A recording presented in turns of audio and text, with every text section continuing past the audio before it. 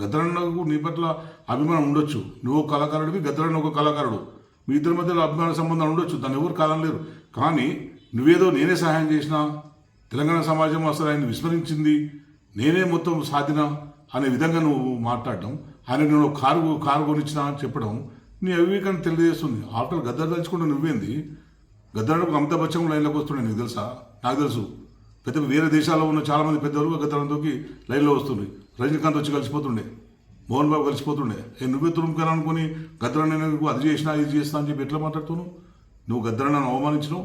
ఈ మాటను విత్డ్రా చేసుకోవాలి, గద్దరన్నకు క్షమాపణలు చెప్పాలని చెప్పి నేను డిమాండ్ చేస్తూ, నువ్వు తెలంగాణలో ఉంటున్న రాజకీయం చేయాలనుకుంటే మీరు చేయండి, ఎవరికి అభ్యంతరం లేదు, మీ భావాలను ప్రచారం చేయండి. కానీ ఇక్కడ ఉన్న వాళ్ళను విమర్శించుకుంటూ, ఇక్కడ ఉన్న వాళ్ళను అమరులను కించపరుస్తూ మీరు మాట్లాడితే కనుక ఇక్కడ సాగదు అని మరోసారి హెచ్చరిస్తాం.